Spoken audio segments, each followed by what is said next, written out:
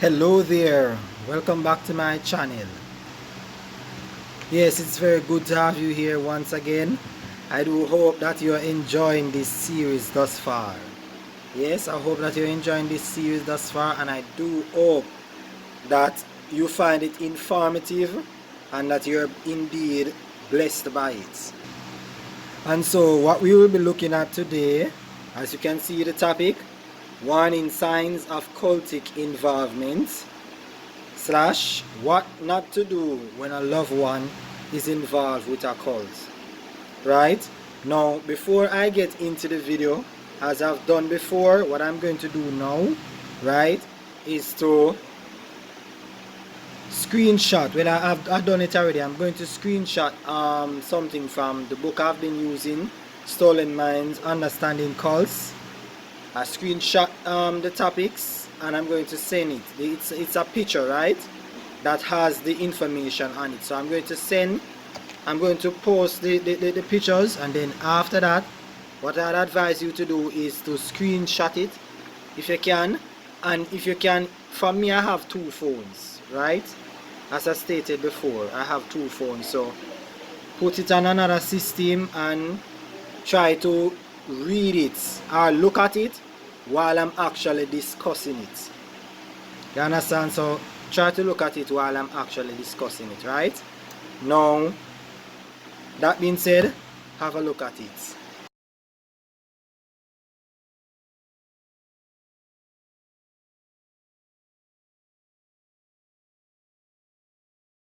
Yes, what not to do. No, sorry, warning signs of cultic involvement, right? And this is what Michael Skobach says. The following signs are often observable when someone has become involved with a destructive cultic group, right? And he lists out 9 of them. 1. Sudden and dramatic personality changes, such as loss of sense of humor. I can attest to this, because before I joined the Seventh-day Adventist Church, I changed completely. Right? Once upon a time when I'd laugh at certain things, I don't laugh at them anymore. I became very rigid, you understand, super righteous, super holy, and everything. So I scarcely found anything funny. You understand? Because you see, the thing is, most cults, are works based orientated. You understand? And because they are works based and not grace based, they are super religious, super holy. They act like a holier than thou. So they're not going to find many things very funny. You understand? Now let's look at the other one. Difficulties with marriage, roommates, and other relationships. And I can say a big amen to that. When I was a Seventh-day Adventist, I was actually, oh gosh, I hope that I would never have to go into this, but I was courting someone at the time. You understand? When I was in it. And I had changed so much, gotten so rigid. You understand? Super righteous, super holy. And worse, I believe in the investigative judgment, which taught absolute perfection. And as a result of that, I demanded absolute perfection from the girl that I was courting at the time. That means that slip-ups and mistakes, I was very hard on her. And so as a result, there were a lot of issues in that. You understand? I mean, we are not in anything now. As a matter of fact, that person is still an Adventist, right? And I came out of Adventist and I'm doing my own thing presently. You understand? But even after that individual, I know things would have been hard for any woman, you understand, that is basically dating me or I'm courting with. Because of this change, this rigid type of thing about myself, holier than thou, super righteous and so forth. Now this is not the same right across the board for every cult. Some of them are less destructive, and even within the Seventh-day Adventist Church. You remember I did a study on the different types of Adventists. You can check that out in the playlist section. I was a part of the fundamentalist part. And the fundamental Adventists are very hardcore. You understand? Hardcore Adventists were all about Ellen White doctrines and the very early Seventh-day Adventist teachings. I was that kind of Adventist, the hardcore one.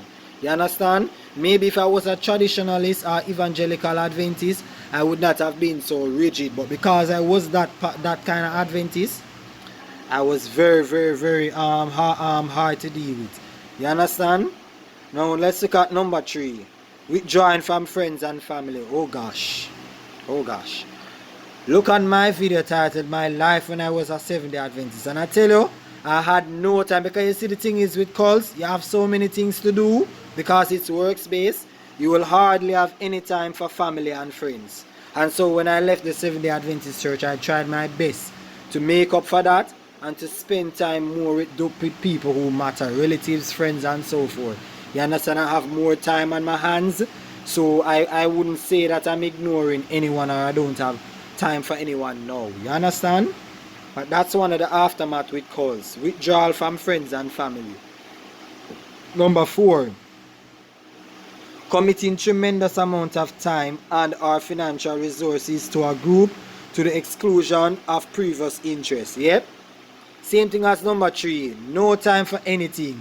You wouldn't catch me watching a movie, things that I love, I just never have no time for them.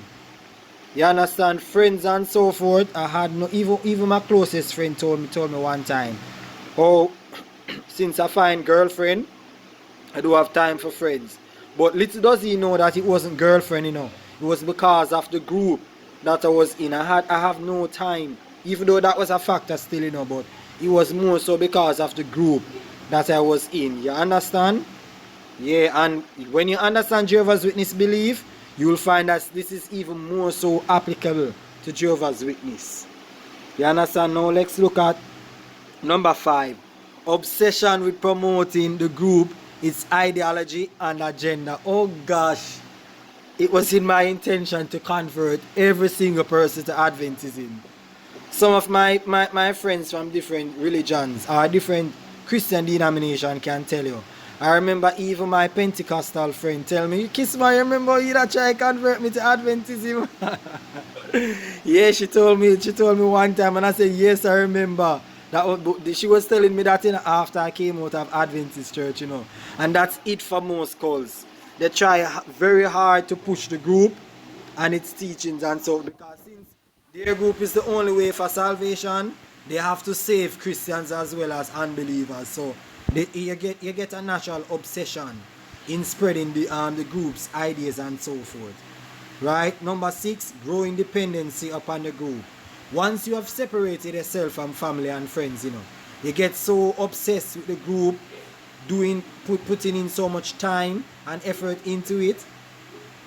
All you will have is basically the group. Since you have no time for family and so forth, you've been separated from them, you will be dependent upon the group. You understand? So number 6 is a natural one if you have fulfilled the first 5. You understand? Now let's look at number 7, difficulty thinking independently or critically. Oh gosh. I remember my best friend used to tell me some things, and when I see him now and he realizes that I came out of Adventist, him say, yes man, I was always telling you, you know, that some of these things that you're doing don't make any sense. I remember my mother used to ribbit certain things in my head and say, Kismar, what if you did have a wife? What if you had children? How can you leave a good job and so forth and sit home? I couldn't see how silly and nonsensical and irrational it was. Thinking that it was a sin to go to work, you understand, and provide for my family. God would more have you stay at home and wait for him to provide a job for you. I just couldn't see how silly and nonsensical it was. So that's one of the things. If not, this is the prime one out of the 9. Difficulty thinking critically and independently. Everything is just warped around what the cults say. You just can't decipher things for yourself and see that it doesn't make sense.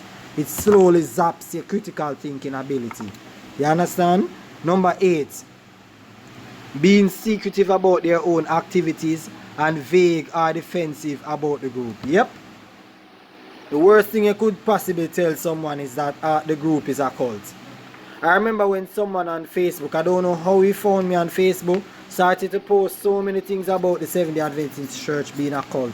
And I blocked him instantly. Instantly I blocked him. You understand? So you have to know what you do when you're dealing with a person in a cult. The last thing you should actually tell them Even though I'm giving this advice, it take me a long time to understand and learn this because I wasn't following it. But the last thing for you to tell them, you understand, is that the church is a cult. You don't want to tell them that. You try to expose it, yes, but don't tell them that the church is a cult. Wait until the time is right, when you see that you're really getting somewhere with them. Then you tell them that it's a cult. Number 9. A sudden and consuming interest in issues such as sin, personal purity, dangers to global survival, knowing God, overcoming stress, personal growth, and claiming that only their group has all the answers. Yes? Yep. They are the truth, the only truth, the remnant church, God's true people. Salvation can only be found in them.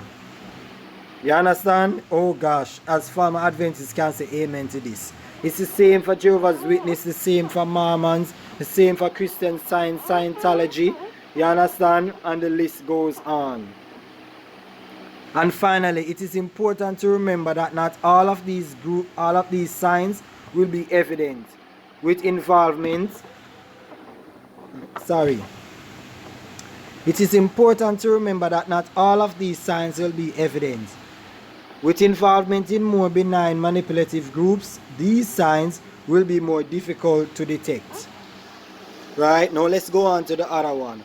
What not to do when a loved one is involved in a cult. Number 1, don't panic. Don't rush to intervene before careful thought. Research and planning. You may not get another chance to help. But especially once the person is anti, seeing that you're trying. If the person you're trying to help is anti and seeing that you're trying to get them out of the cult, you may have lose your chance of actually getting them out, because they are going to be defensive. You understand? And the cults oftentimes lead people to think that, lead the cultists, members involved, right, that they have the truth. Any other source is of the devil and is contrary to the truth. So once they're onto you, right, that you're actually trying to tell them that what they believe is wrong, you're like confirming what the cult actually tell them. You understand? So you have to be careful. You have to be careful as to how you address the situation. Because I can tell for myself personally, people used to tell me all the time when I was in the Seventh-day Adventist church, and I wouldn't listen. I get defensive. You understand? I just wouldn't listen. If you listen to my 3-part experience, it was only but God that actually delivered me out. I praise the men that actually ill-treated me. When you look at my 3-part season, I tell you how they ill-treated me. When I was simply asking questions, that was a trigger reaction that started me, it caused me to have doubts and really questioning. Because I was saying, oh, how can I ask questions? How can I be just asking questions? And they're acting like this. Perhaps there is something to hide. Had they not done that, there is no way the closed-mindedness would have actually broken from my mind and caused me to actually sit down and search. So my case is a very special case. You understand? So to continue, number 2, avoid an emotional overreaction. Don't antagonize by accusing your loved one of being in a cult or being brainwashed. Same thing that I tell you, you don't want to tell them that they're in a cult or being brainwashed. That's only going to make them more defensive. And as I say, I haven't been obeying a lot of these things that I tell you. You understand? But I now have to commit to actually follow my own advice here. You understand? Now, number 3, don't criticize or demean the group or its leader. Don't argue about the group or try to debunk the group practices and beliefs. This is not what you want to do. You understand? You have to go with extreme caution when you're dealing with them. You understand? Especially, I can testify for Ellen White. Based on how she programmed them, whatever information you give, they're just going to be defensive and thinking that this is of the devil, because Ellen White tells them that many are going to depart from the truth and give heed to satanic spirits. He's going to tell them that what they're teaching is not biblical and so forth. So when they see you doing that, you're like confirming to them what Ellen White actually says. This is what how they're programmed to think. Number 4, don't reject or disengage emotionally, even though you feel your loved one is pulling away from you. You understand? So basically he's saying that you shouldn't just give up. You understand? You shouldn't just give up like that.